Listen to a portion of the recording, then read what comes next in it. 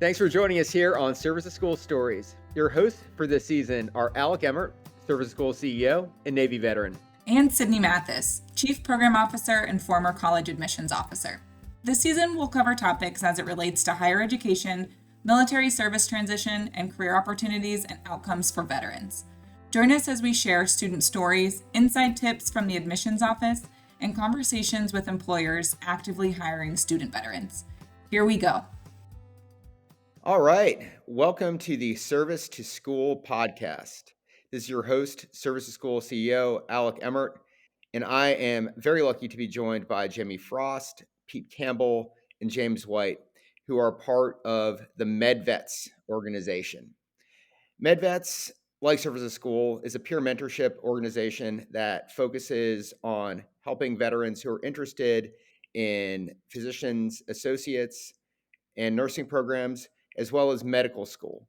It's a more of an informal group, less formal than our healthcare professionals group, in that it is more of a Slack channel that provides advice to veterans who are interested in attending these programs.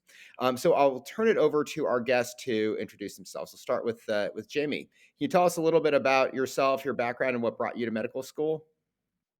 Sure. I'm a first-year medical student at the Icahn School of Medicine at Mount Sinai. I went to the Coast Guard Academy. I served in the Coast Guard for 10 years. Joined because I wanted to do search and rescue. And then once I was done, kind of was looking for a different path to go, and medicine was the right fit. So, now I'm a first year at Mount Sinai, matriculated through their partnership with the military. I'm just excited to be here. Fantastic, Jamie. And on to you, Pete. Yeah, sure. Thanks for having us, Alec.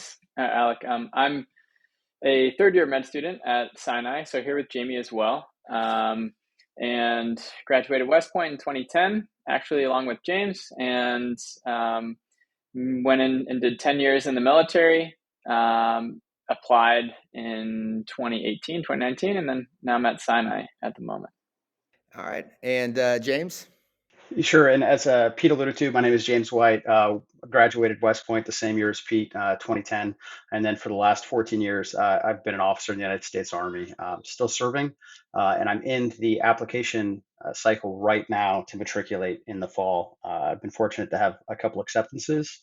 And I'm waiting for some others to potentially come in until I make my final decision. But Service to School has been a fantastic resource for me as I navigate this sometimes bewildering path that is applying to medical school as a non-traditional applicant. Very cool. Yeah, you're right. It is definitely from what I've seen a very challenging path to go to med school, much less straightforward than law or business school, which are a little bit more well trodden by veterans. So what I'd like to start out by asking is, what made you all decide to go to medical school? What was the motivation there? Sure.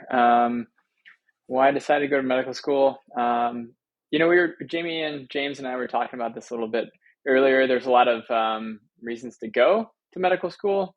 I wanted to continue to serve in some capacity. I was considering different routes after the military, but it was towards my end of the time in the military where I had some experiences surrounding medicine that, I saw my medic treat some guys who were injured, and kind of made me feel like I wish I had that skill. I wish I could also do that for people.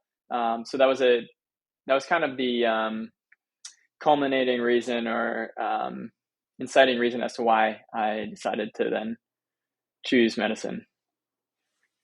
Yeah, I originally joined the Coast Guard because I wanted to use search and rescue. It ended up being a lot of searching and not a lot of rescuing. So I think as I was transitioning out, I was definitely looking, similar to Pete, to continue to serve. And medicine was just, I felt like the right fit that would allow me to kind of fill that void that I had originally joined the Coast Guard to kind of do, just to do some hands-on stuff and help save lives. Sure. So, like Pete and Jamie, medicine is my way to continue serving, even after an active duty military career. But the reason why I got interested in it in the first place is, Pete and I became officers at what was the height of the Afghan surge. And for a lot of our classmates, they weren't as fortunate as us to potentially deploy and come back whole.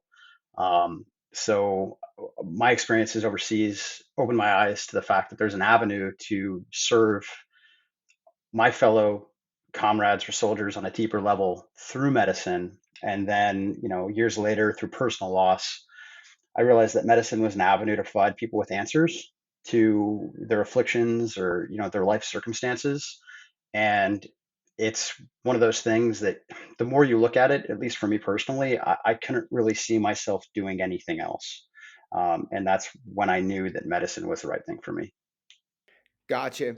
And with that, so it seems that all of you really came to medicine like a little later. Like it wasn't part of the equation when you decided to join the military, when you were at your respective service academies. It was really like while you were serving.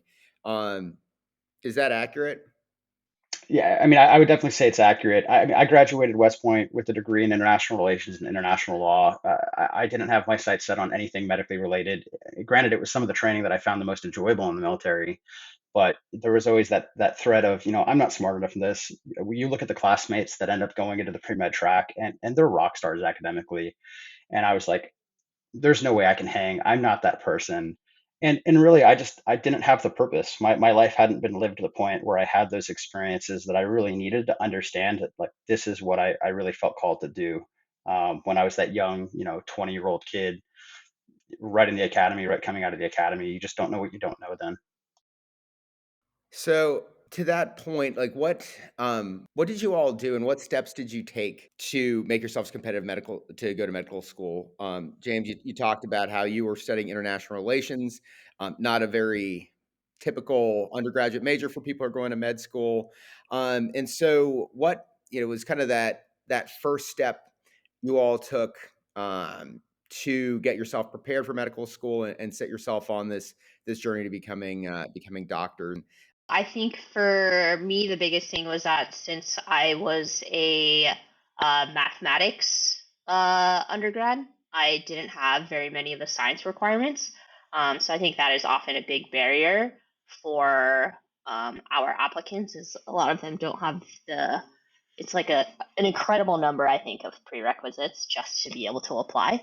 Mhm. So I did what we call like a do-it-yourself post-baccalaureate program, where I essentially took night classes at the University of Maryland. They have a special program for people who are changing careers, so I think it is a little bit more structured. I think James did like a totally do-it-yourself, but I basically did 2 years of prereqs while working full time. So I took night classes, did like organic chemistry, biology, everything like that. So I think that was probably the biggest hurdle for me, was just getting those classes out. And I was lucky because I was on like shore duty during that time, so it was a little bit more flexible. But that can be, I think, challenging, especially for our applicants, is like trying to fit in that class time. And there are other options, of course, but that's what I did. Gotcha. So you were lucky to have that option there at the University of Maryland. Is that unique, or is if you're kind of on shore duty at a B billet, are those type of opportunities fairly readily available? Um, I think that, well, I think James did, you just like you took classes yourself, right? So I think it kind of depends on every situation. This is why I think service to school ambassadors are so good, because they kind of adjust to everyone's situations. But some people have, with like lower academics coming in, will probably need to go to some sort of program at a 4-year university or go as like a non-credit student. We have other applicants who come in with service to school with very, very strong GPAs, who just need the prereqs, and then like they could probably take a more community college route, maybe an online course here or there. But James can also probably talk about his experience. I think there's a lot of options to kind of tackle those prerequisites, but it'll be very situational dependent on your background. Yeah, I mean, Jamie is completely right. So I kind of saw the application process from two different angles. And by way of context, my wife is currently a third year medical student. So I got to live the application process twice. First through the lens of a spouse, and the second one through my own eyes. But she did a complete post-Bacc, a tailored post-Bacc program that was holistic. She ended up getting out of the military and transitioned right into that post-Bacc program, and it was fantastic. Had I done it all over again, that's probably what I'd recommend to anyone that can afford it. Time, or from a time or a monetary perspective, because the classes she took were the classes she needed. She had the full support of professors. She had MCAT prep. She had letters of recommendation. She had a committee letter, which is one of the things that some of the schools look for. Otherwise, you have to go look for individual letters of recommendation. So it was a tailored program that fit her needs. Whereas I, on the other hand, I started taking my prereqs way back in 2017, and I still had a commitment to the military. So it would be, I'm in a train up cycle. I know I'm going to be here. I'm going to take classes at night. I'm going to work with my professors when I'm in the field. And when I deploy, I just don't take classes.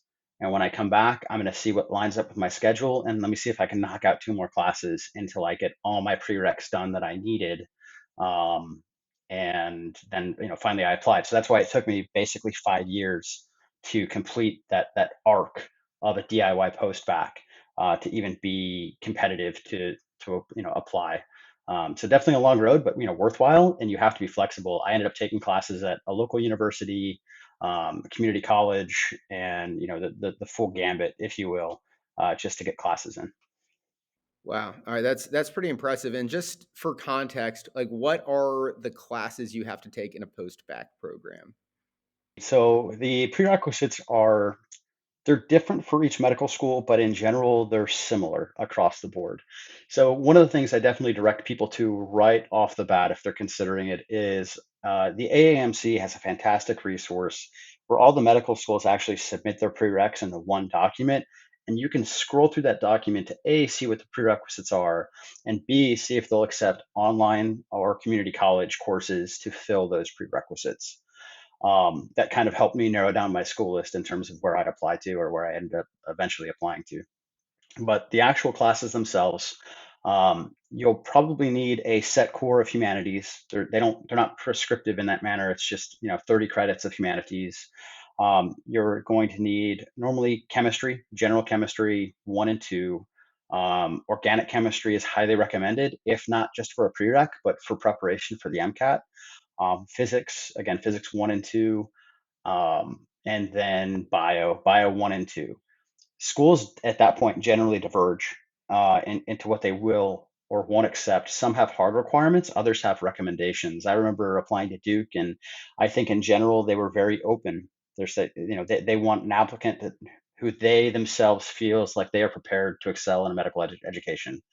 Whereas, UNC, by contrast, said, you have to take these classes, and these classes had to have been taken within the last 5 years in order for you to be able to use them to eventually matriculate.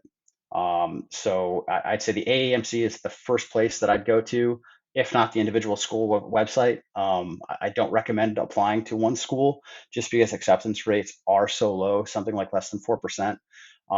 But you definitely have to get educated early in the process, because when you come into a course, it's a large chunk of your time that you're putting forward, for your future. So you want to make sure that pathway is kind of mapped out. Gotcha. Wow, 4%. That's scary. Is that across the board, or is that just at certain very selective programs? No, I think it's relatively low for most schools. I think total, I think the stat that gets thrown out is like 40% of applicants who apply to any medical school get in. Oh wow. Yeah. You said Gotcha. 40% of applicants to a specific school get in? No, like 40% of all people who apply, I think. Yeah. Okay. Yeah. Got it. I just wanted to Yeah. clarify. Yeah. Okay. Well, that's why, yeah, it's such a low acceptance rate. And that's why when people are applying, just for everyone listening, the traditional route, correct me if I'm wrong, James, but like people typically apply to like 30 plus schools a lot of the time. Correct. So I ended up applying to 23 schools. So 23 applications, and the way it works, we'll just walk everybody through it real quick for the traditional application cycle. So AMCAS will open your application on or about 1 May, and that's where you can start putting everything into what looks like a common application. And you have about 30 days to work on it. And then my recommendation is get it to a good point where you're ready to submit on 1 June when it opens up for submission, because then everything has to get verified. And once it gets verified, it gets released to the individual schools that you've indicated that you want to send that application to on your Common App. The schools get your application. If they like what they see, they will then give you a secondary application that you have to fill out. It's normally anywhere between 3 to 5 individual essays. So there was a good chunk of my July that was just spent writing essays to those 23 schools. So I think it was something like 70 essays, writ large, 500 words each, plus or minus, a couple hundred words. Dukes is a bear. A heads up for anybody that's considering applying there. Definitely give yourself some extra time. And then it's a waiting game. So you submit your secondary application. It's not necessarily the cheapest thing to do. So that's another, friendly heads up is, make sure you've budgeted for the secondary application. But after you apply, you wait, and hopefully you get an interview invitation. Once you get that interview invitation, you sit down, you have an interview. There are multiple formats for the interview. So sometimes it's conversational, it's one-on-one with an admissions committee member. Sometimes it's what they call multiple mini interview, or MMI, where you get 6 minutes in a scenario that you have to respond to. And then sometimes it's a group interview where you're presented a problem as a group that you have to solve together. And, kind of my one piece of advice to any military applicant that's out there is your military service and the experiences that you've had in the military has given you really a leg up when it comes to this interview process. You know how to talk to people. You've had those life experiences that they're going to ask you about on the MMIs, and you've had to work in groups. So, if you get to the point where you're receiving interviews, don't sweat it, just be yourself. And then for everything else leading up to that, be it the personal statement that's part of your common application, or be it those individual interviews that you have to submit, that's where MedVets is the primary resource that you can turn to have someone else get a second set of eyes on what you've written, to make sure that what you're trying to communicate in the written word is what you're really trying to communicate to the admissions committee. Gotcha. And so that is a very daunting, very, very, very daunting process. Slightly more challenging than I went through on my MBA applications. So with that, I think if you're a veteran and you've decided that you want to go down the med school route, let's just say you're about a year or so from separation. What do you think step one would be, other than just joining the HCP network, or the MedVets network? I think step one is figuring out, maybe it goes without saying, but like, go and shadow a physician, go and shadow a doctor, see what it's actually like. Because a lot of people, me included, will think like, oh, emergency medicine is like this. I think I want to do emergency medicine as a doctor in the future.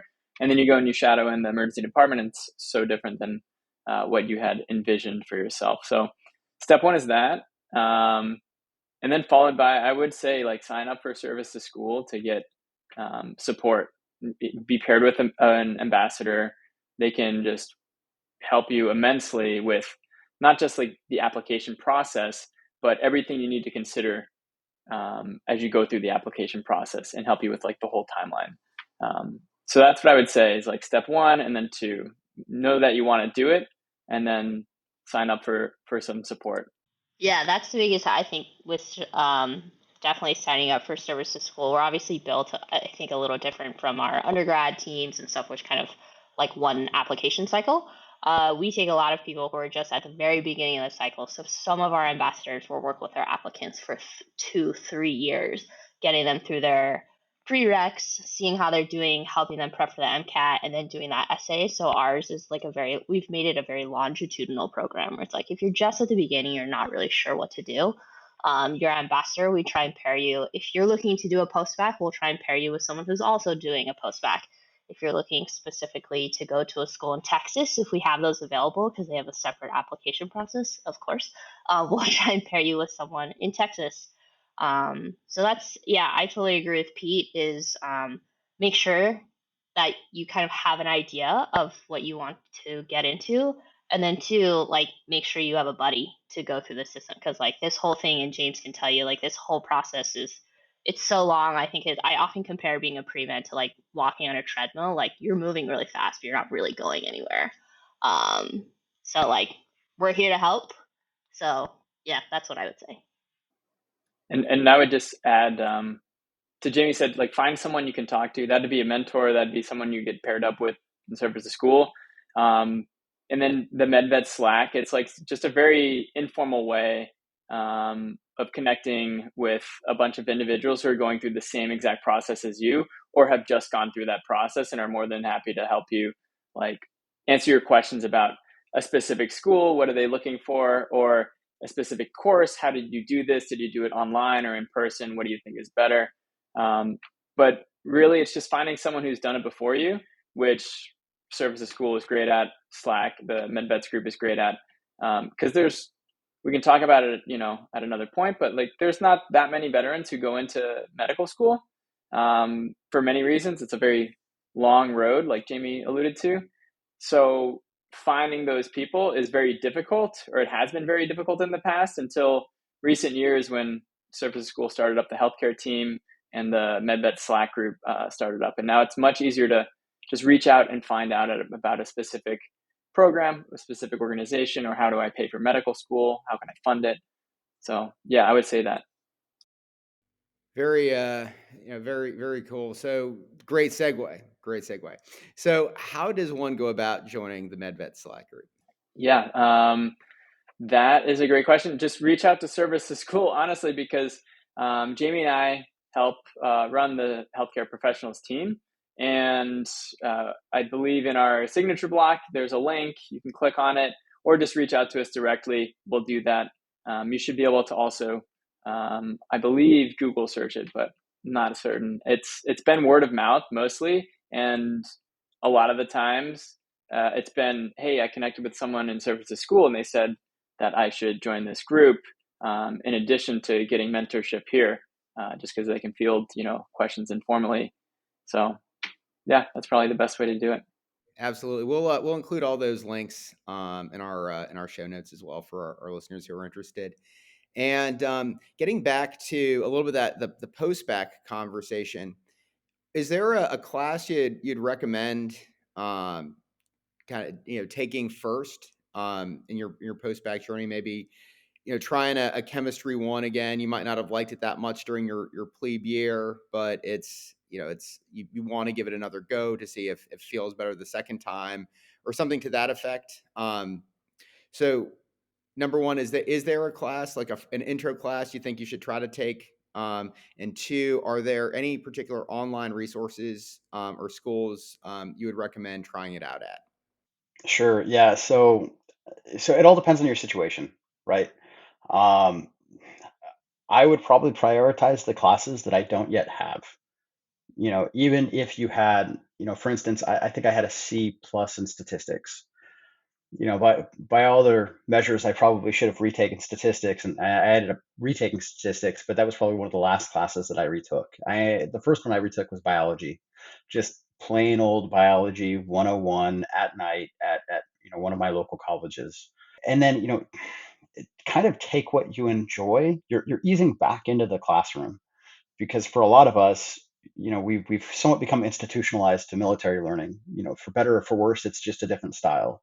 So to be back in the classroom, to be back in that academic environment, to relearn those study habits, you want to be engaging with material that really keeps your interest, if you have that luxury. Because for a lot of us, we're also going to be at the mercy of just what's offered at any given time at the local college that we have access to.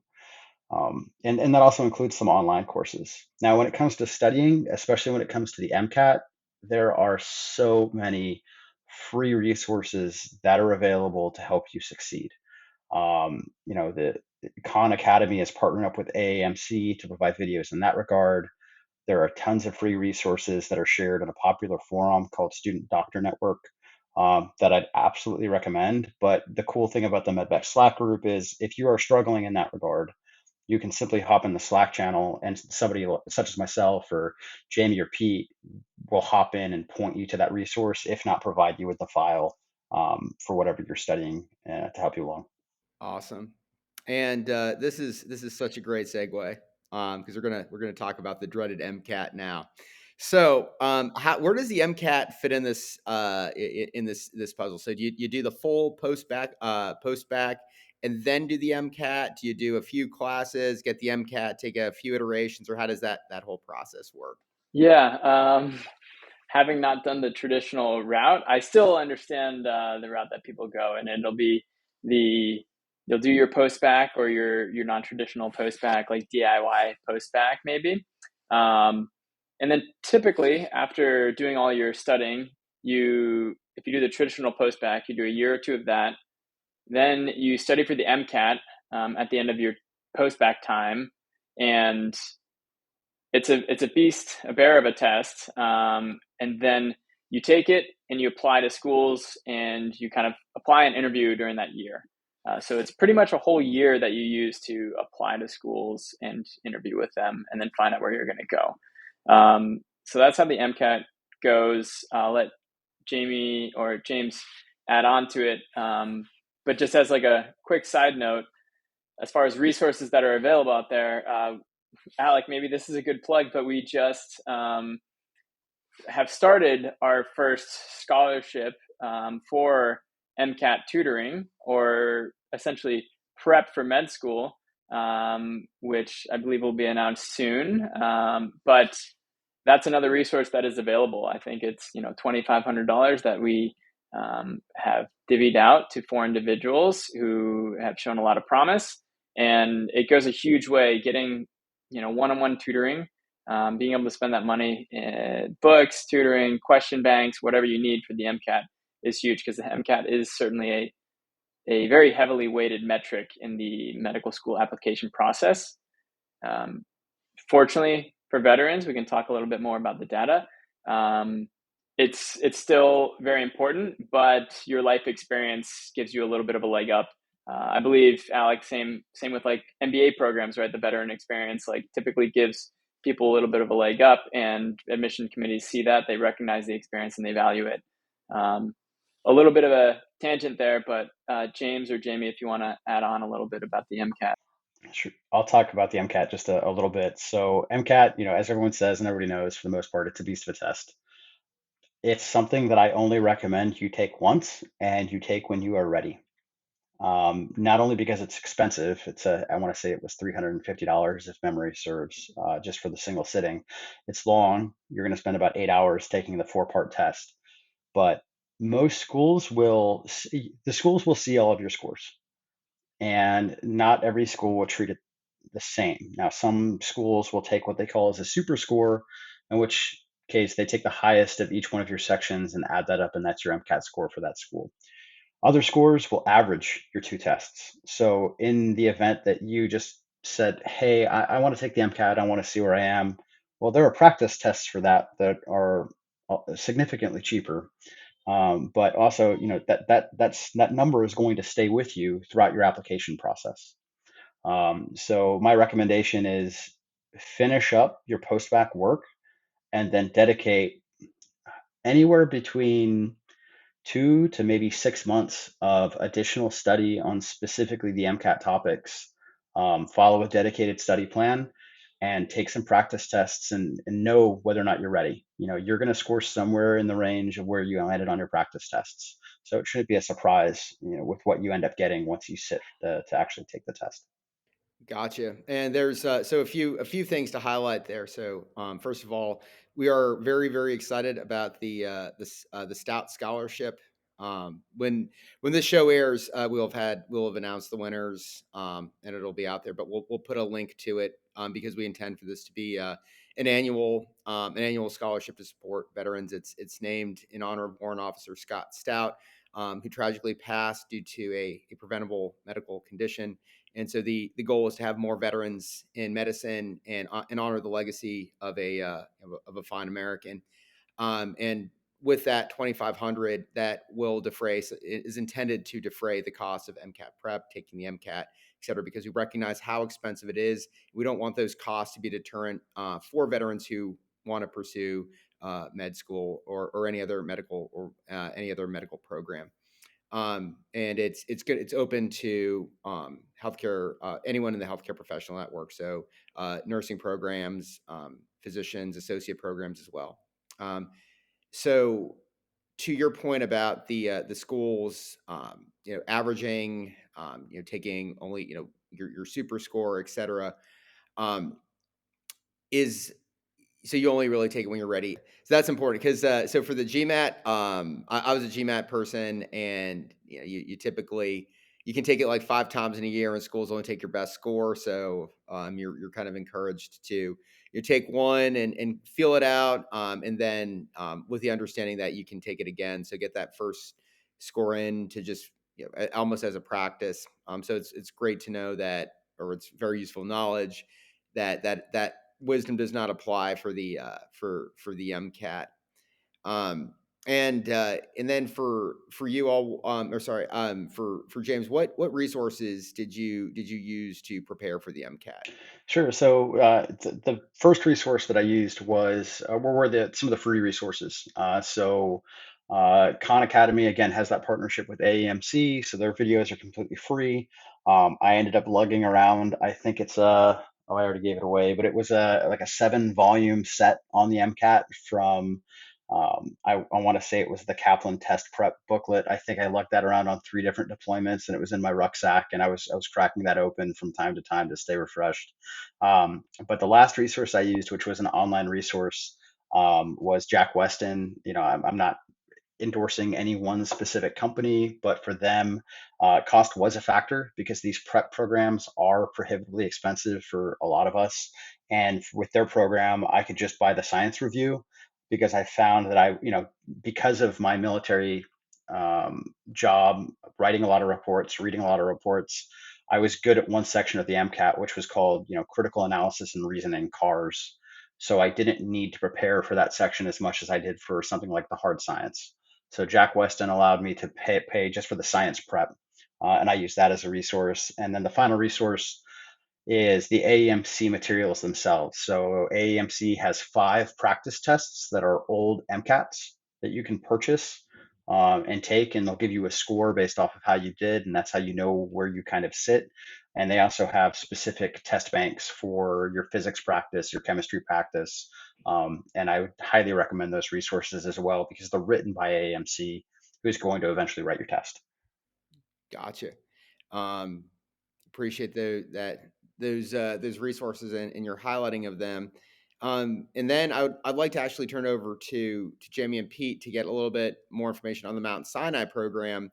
Kind of the pros and cons for veterans who are interested in going that route, because recognizing that you don't have to take the MCAT for it, but I know that there may be some other, that's definitely a plus in some ways, but it may be a con in others. So I'd like to hear your thoughts on the program and how it works. Yeah, so it's a pretty awesome program.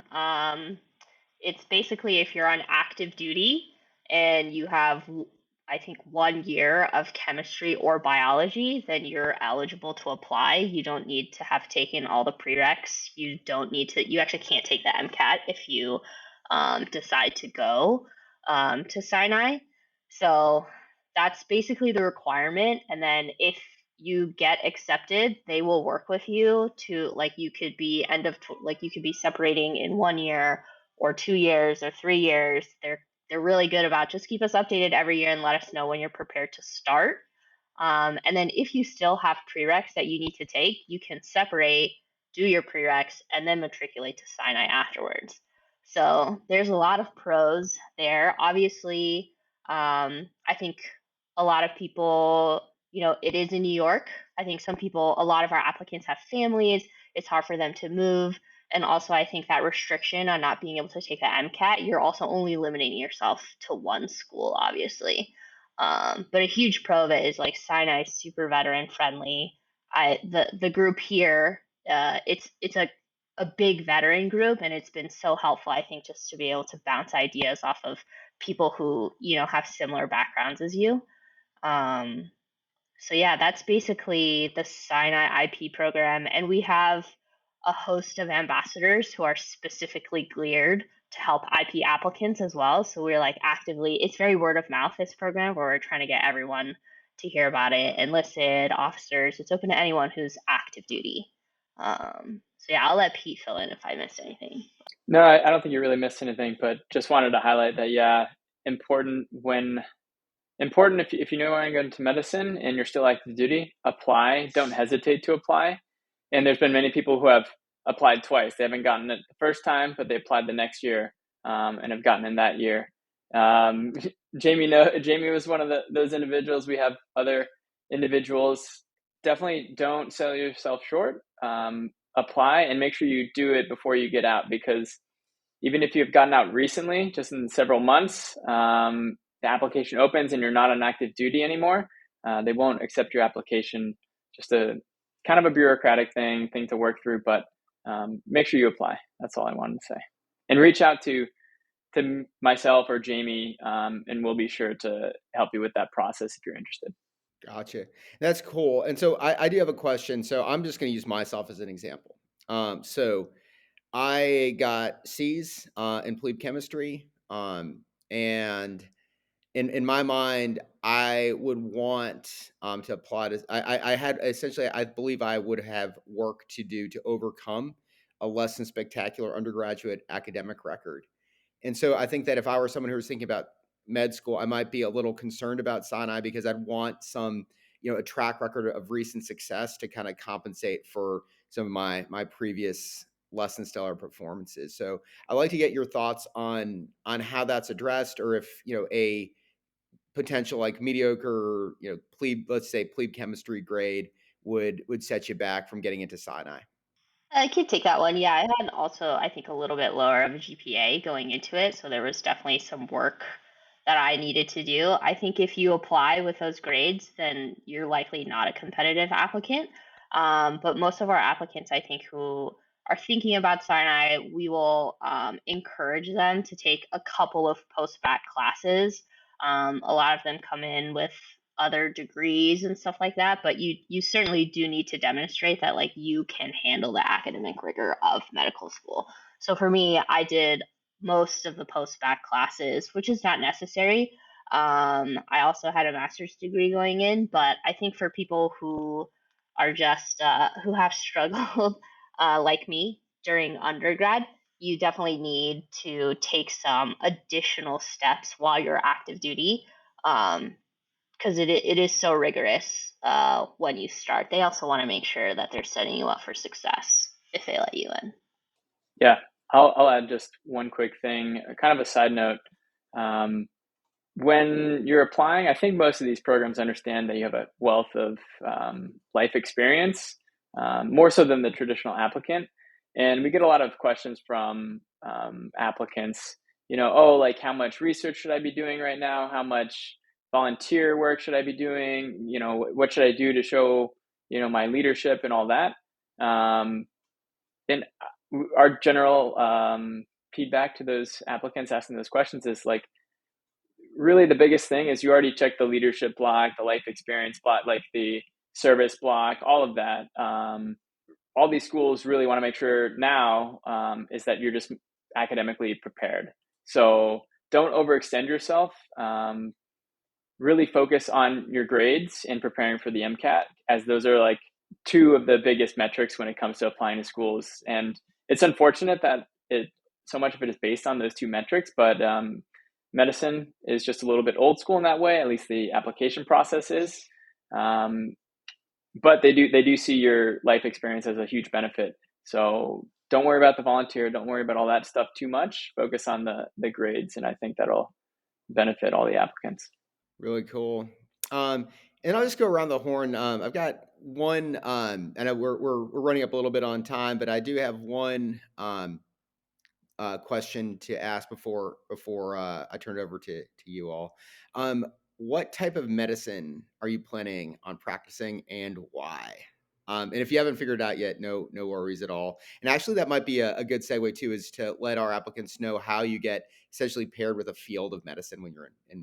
I don't know. I think I want to do something surgical. But yeah, beyond that, I don't really know. I think every week it seems to be different. I rely a lot on the veterans here to see what they're doing, and I'm like, oh, that sounds interesting. Um, but yeah, I guess for the most part, there's a lot of self work. I think that has to be done. There's like resources that are totally available, like doctors here, faculty here. They're always telling you like, come by and shadow me, like come by during a clinic day, during a day in the OR. So it's kind of up to you to see what you're interested in. And it takes a little bit of effort, I think, to email them and coordinate something. But that's the best thing I would say to do is find a doctor that's doing work that you're interested in. There's also the school is great. They have like specialty interest groups, so they'll host panels. They're like, oh, we're doing an OBGYN panel with people with different specialties within OBGYN, or like we're doing a surgery panel. We have plastics, ortho, everything like that. So it's totally open. It's super welcoming. So you're kind you kind of it's I think it's almost harder for military people because it's so unstructured. You kind of can just do whatever you want. So I think it's a little bit different. No one, I don't think anyone is going to sit you down like they do in the military and be like, what's your 1 year plan, 2 year plan, 5 year plan? It's kind of up to you to tell them that's what you want to do and then tell them what you need to get there. So I think, a little bit of a transition, but the resources are there for sure. You just have to take advantage of them. Oh, so I should be the one here who knows the most about what they would want to do, but I am very undecided at this point. I was just talking with Jamie and James about it. There's a few like front runners, emergency medicine. That's what I thought I would do when I came in with like a wilderness medicine fellowship. Internal medicine into cardiology is another option. Orthopedic surgery, I really enjoyed. I saw that. And then interventional radiology is pretty cool as well. There's just, unfortunately, there are a lot of options and all of them are pretty interesting. I just haven't been able to figure out which one I want to do. But if you ask me in about 3 months, I'll have chosen one because I have to at that point. So, I mean, fortunately, I've got about 3+ years before I actually have to make that decision. So I don't know. I mean, I acknowledge that the slice of medicine that I've seen through the military and some of the other work that I've done is very tiny, and there's a lot going on in the field. So if you're interested in something, it's probably there for you. But that's another thing I'd plug about the MedVets group is, when you're done with medical school, you don't finish. It's not like you're going to get out and start practicing. You're going to do something called graduate medical education, or GME. And so, the adventure continues in residency. So, there are veterans who are residents that are in that field that you can, ask questions of informally about whether or not they're actually enjoying their practice. What do they see? What do they like? How's the lifestyle? So you just having that resource and being able to ask those questions is something that, I don't think my peers would necessarily have access to, at least in an informal capacity. So I'm very thankful that I've got access to that through this group. Um, and then you alluded to this a little bit, but at what juncture in medical school do you have to kind of pick your field? Is that third year, fourth year, or what phase? Yeah, so I'm well positioned to answer that question. It's your third year, which is the year that I'm in. So you should be, a lot of my classmates know what they want to go into right now. There's still some of us who don't. Third year, you do all your rotations typically, sometimes a little bit in second year, depends on the program you're at. And then fourth year is when you kind of like finalize your application, but that's at the very, very beginning of fourth year. So typically, spring of your third year, you kind of have decided what you want to go into. And then your next several months are doing rotations at different hospitals in the specialty you want to do, and kind of preparing yourself for what's called match day. That's a whole nother topic of conversation that I think I don't even know enough about at this point to talk intelligently about, but yeah, you prepare for match day, and then you have one day in the spring of fourth year where everyone finds out at like the exact same time if they matched, and then a few days later, they all find out where they matched and in what specialty. Yeah. And when you say matched, and that's with the residency program, correct? I'm sorry. Yeah. I should get better about my like translation from medical verbiage into like normal verbiage, just like I had to do for applying to medical school from the military. But yeah, it's for residency. Cool. And then residency is how long? It's a couple years, right? It's longer than a couple. Oh, and could it depends 3. on the specialty. Yeah. Could be 7. Yeah. Ooh. Fun times. Yeah. Well, cool. All right. So, now it's kind of like my last question. I really wanted to turn it over to you for some of your final thoughts and words of wisdom. So, I think we will go. We'll start with the most junior to the most senior person in the tracks. I take that most junior is you, James. So, what are your thoughts, parting shots, words of wisdom you have for our listeners? Sure. Thanks, Alec. And thank you again for having me on the program. So the last thing that I guess leave anybody with is the decision to go to medical school, especially partway through a career, can be incredibly isolating.